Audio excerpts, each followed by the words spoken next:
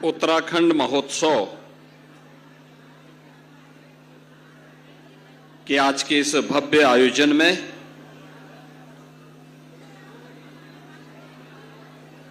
समारोह की गरिमा बढ़ाने के लिए उपस्थित भारत सरकार के पर्यटन एवं संस्कृति मंत्री माननीय श्री गजेंद्र सिंह शेखावत जी, लखनऊ की महापौर श्रीमती सुषमा खड़गवाल जी, विधायक लखनऊ पूर्वी श्री ओपी श्रीवास्तव जी, पूर्व सांसद और पूर्व मंत्री प्रोफेसर रीता बहुगुणा जोशी जी, अध्यक्ष उत्तराखंड महापरिषद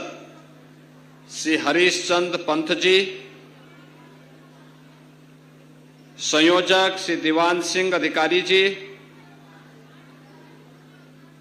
महासचिव श्री भरत सिंह बिष्ट जी, उत्तराखंड महापरिषद के सभी पदाधिकारीगण, आज के इस समारोह में उपस्थित उत्तराखंड से जुड़े हुए सभी बहनों और भाइयों, मैं सबसे पहले उत्तराखंड महोत्सव के लिए महापरिषद को हृदय से बधाई देता हूं।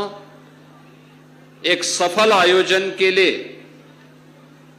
उनका अभिनंदन करते हुए आप सभी का भी मैं इस आयोजन में हृदय से अभिनंदन करता हूं, स्वागत करता हूं। मैं स्वागत करता हूं केंद्रीय मंत्री माननीय श्री गजेंद्र सिंह शेखावत जी का, जिनका सानिध्य और मार्गदर्शन आज उत्तराखंड महोत्सव को प्राप्त हुआ है। और उन्होंने अपने उद्बोधन में जो बातें कही कि प्रधानमंत्री मोदी जी के मार्गदर्शन और नेतृत्व में एक भारत श्रेष्ठ भारत के लिए कैसे हम सब मिलकर के कार्य कर रहे हैं कि उत्तराखंड में जन्म लेने के बाद भी देश की सुरक्षा और देश के प्रत्येक क्षेत्र में योगदान देने के लिए उत्तराखंड का नागरिक जब कार्य करता है तो अपनी अटूट देशभक्ति के कारण वह अपने आप को वहां के स्थानीय संस्कृति के साथ समरस करने में कोई देर नहीं लगाता। आज का ये समारोह भी अवधी संस्कृति और उत्तराखंड की संस्कृति के बेहतर समन्वय का ही स्वरूप है उत्तराखंड महोत्सव, जिसमें अवध के श्री राम हैं तो उत्तराखंड के बद्री विशाल भी और उत्तराखंड के चारों धाम भी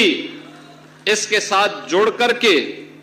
इस महोत्सव की शोभा को एक नई ऊंचाई तक पहुंचाने में अपना योगदान देते हैं। बहनों और भाइयों, ये हम सबका सौभाग्य है कि आज का उत्तराखंड 9 नवंबर सन 2000 में सर्वे अटल जी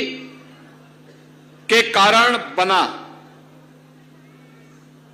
लेकिन उत्तर प्रदेश के विकास के लिए भी उसी प्रतिबद्धता के साथ स्थापना काल से ही अगर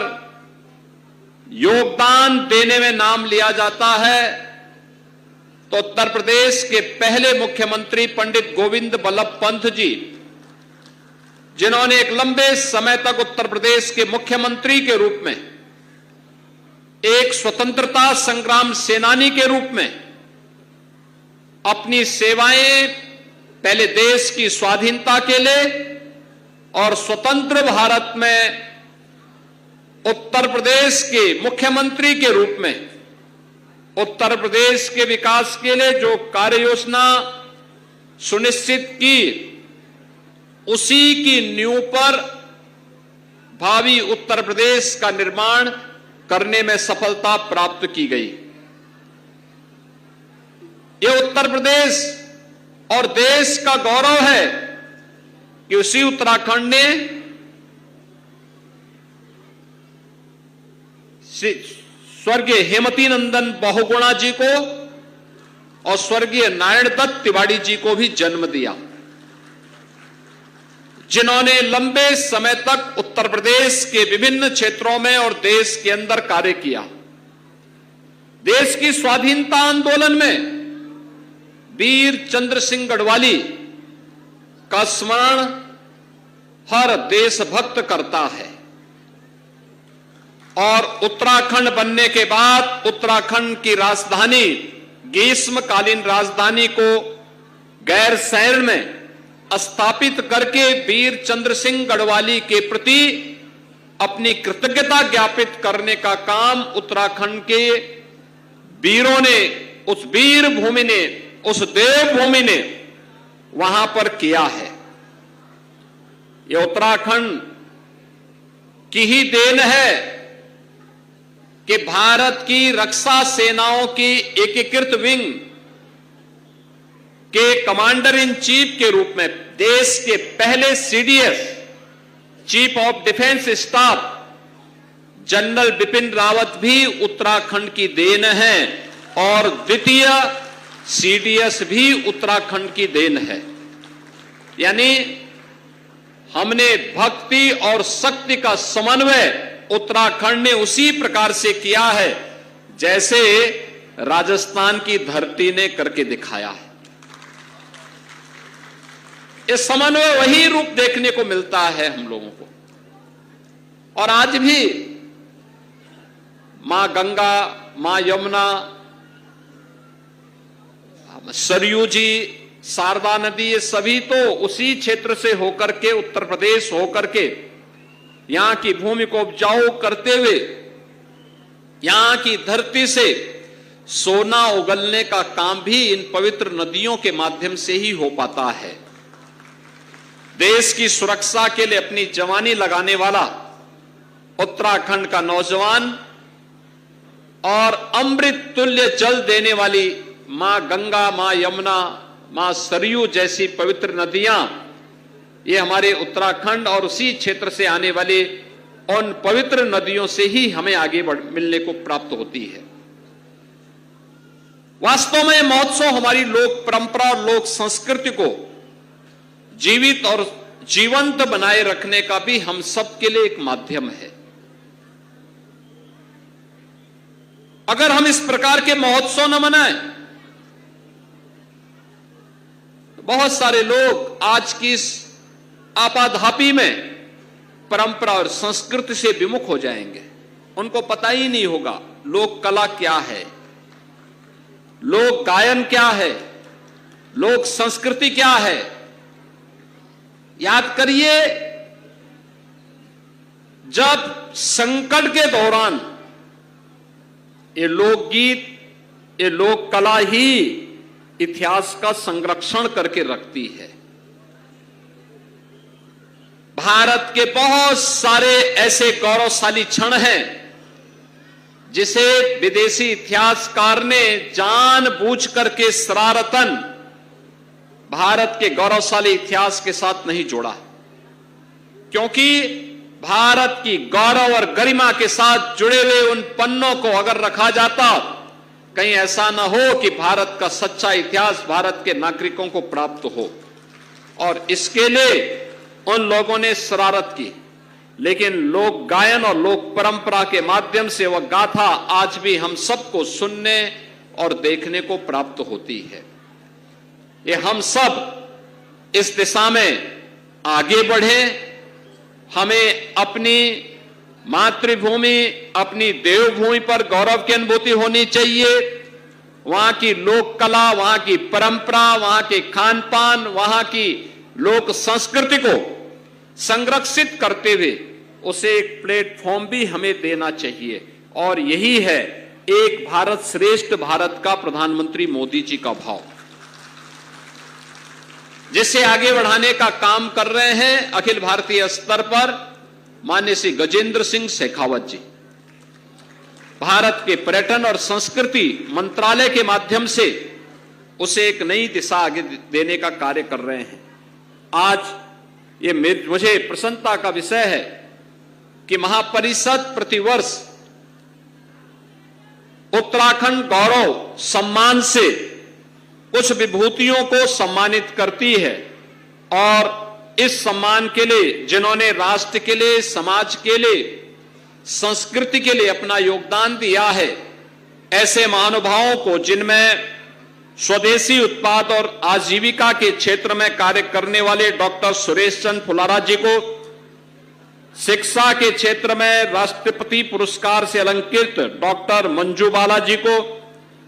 विज्ञान के क्षेत्र में डॉक्टर चंद्रमोहन नौटियाल जी को, और रसायन विज्ञान और अनुसंधान के क्षेत्र में प्रोफेसर दीवान सिंह रावत जी को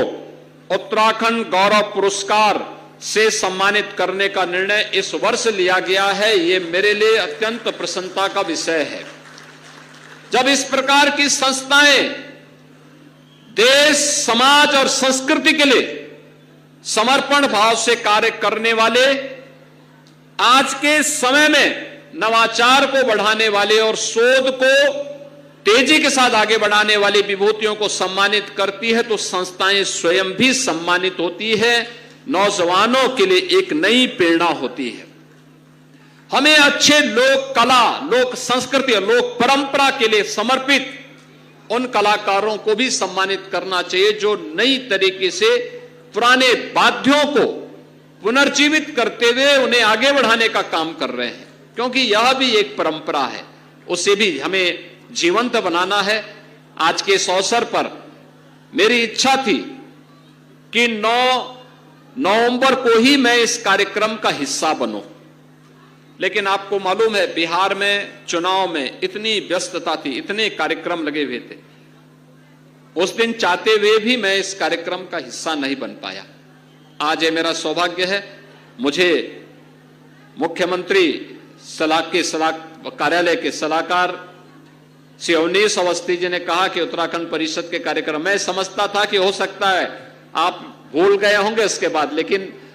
जब उन्होंने मुझे बताया कि नहीं उसने चलना, मैंने कहा मैं जरूर जाऊंगा। तो मैंने ये अच्छा लगा मुझे कि आज गजेंद्र सिंह शेखावत जी भी इस कार्यक्रम में हैं और मुझे भी इस कार्यक्रम का हिस्सा बनने का अवसर प्राप्त हो रहा है।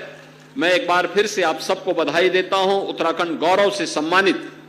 इन सभी विभूतियों का अभिनंदन करता हूं, और उत्तराखंड महापरिषद के सभी पदाधिकारियों को इस बात के लिए आश्वस्त करता हूं वे निरंतरता अपने कार्यक्रमों के माध्यम से बनाए रखें, एकजुटता के साथ अपने कार्यक्रमों को आगे बढ़ाएंगे, उत्तराखंड की लोक परंपरा, लोक संस्कृति को समवेत रूप से एकजुट करके आगे बढ़ाते हैं तो इसका लाभ देश को प्राप्त होगा। और यही है एक भारत श्रेष्ठ भारत की अभिव्यक्ति जो मंचन के माध्यम से जनमानस के बीच में जाएगी। आप सबको मैं इस अवसर पर अपनी हृदय से बधाई देता हूं, अपनी शुभकामनाएं देता हूं।